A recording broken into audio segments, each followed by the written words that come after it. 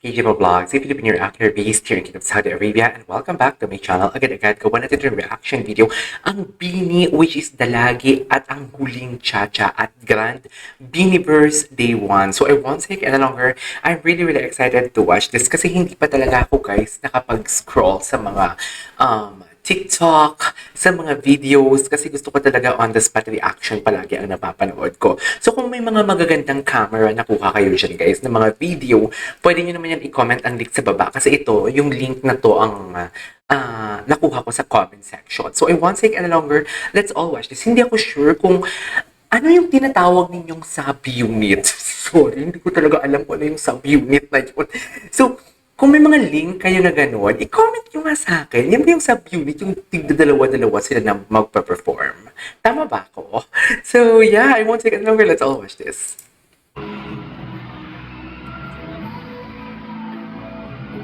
Mika and Colette? Ang...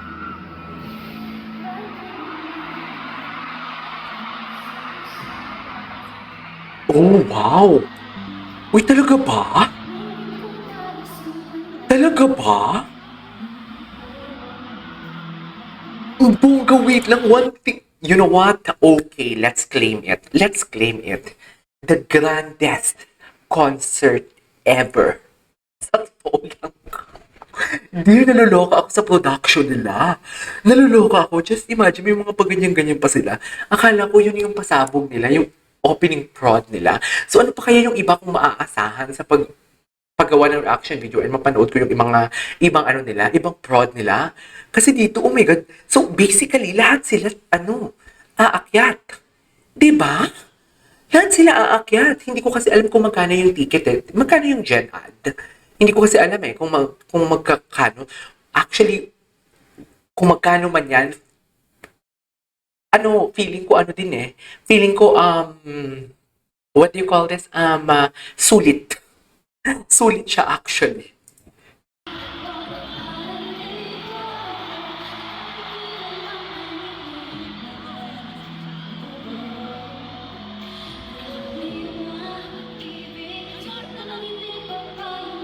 Ala, ganda na boses ni Sheena. Oh, the harmonization. Okay, I have to be honest with you. After watching the said opening prod, I can say na nagpalit ako ng bias. Charis. I can say na nagpalit ako ng bias for today's video. Chika lang. Oh my God, Mika, I'm sorry. I'm so taksil. Pero, Gwen is giving. Ang galing ni Gwen. Seryoso, ang galing ni Gwen.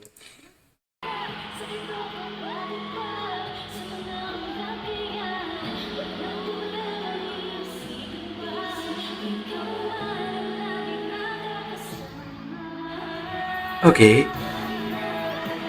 Ganda ng harmonization.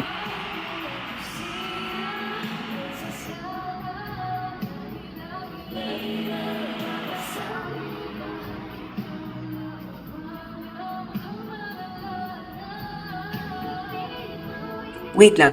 Please comment down below. Ako lang ba o kayo din? Na parang, okay, um, una kong narinig yung lagi, yung Pantropiko, yung Karera, hindi ko siya masyadong na-appreciate.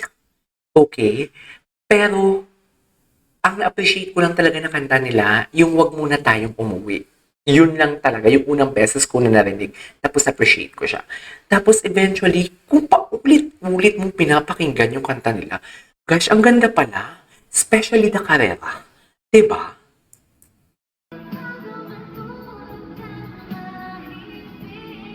Oh, love that lip and shifting.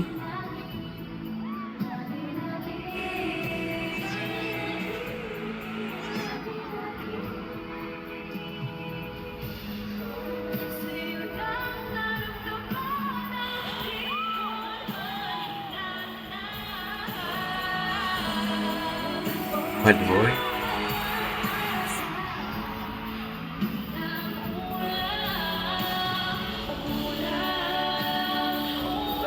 Ganda ng harmonization nila, oh my God. Alam nyo ba na pagdating sa harmonization, Ang na-appreciate ko lang talaga ng mga singers from GMA, which is the Divas of the Queendom. Yun lang talaga pagdating sa harmonization, napaka-solid. Pero dear, kung ano din, bongga din ang harmonization ng Beanie.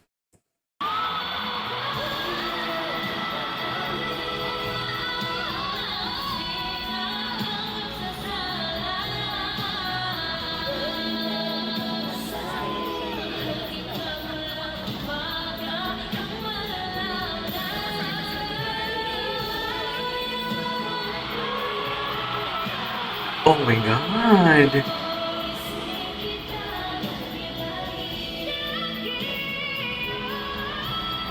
Oh my God! They're showcasing their vocal prowess. Like, seriously? Ang huling cha-cha.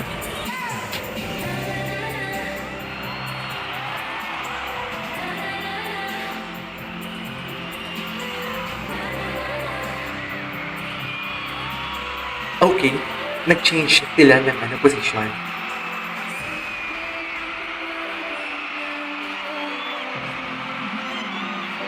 Sorry sa audio I don't know, baka sigaw?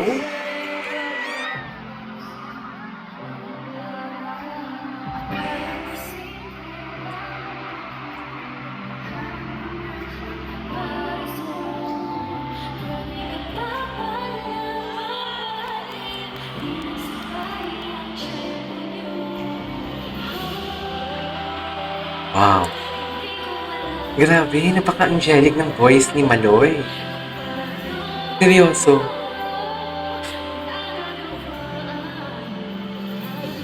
Napaka-angelic ng boses niya.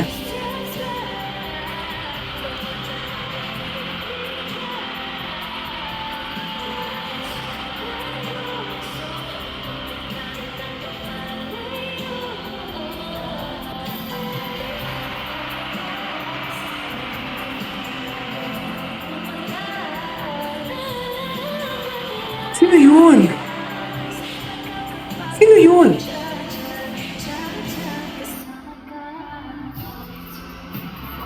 Sino yun?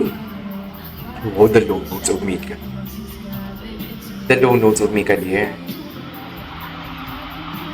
Oh, yes.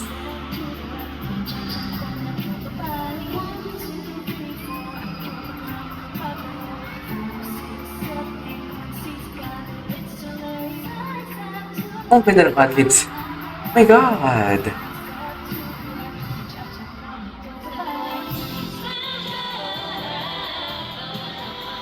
Wow! Ang ganda ka ng stage nila.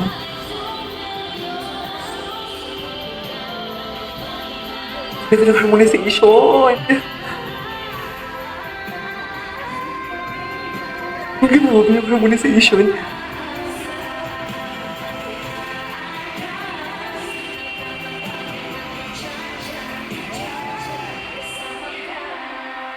Galing! Ang galing, ang galing, ang galing. I love it. Alright, there you go guys. That is it for today's video. The Beanie Lagi and ang huling cha-cha for today's video. Ang ganda! Ang ganda! Oh my God. Gagawa pa ako ng reaction video. This is KJ Vlogs and see you on my next vlog. Bye!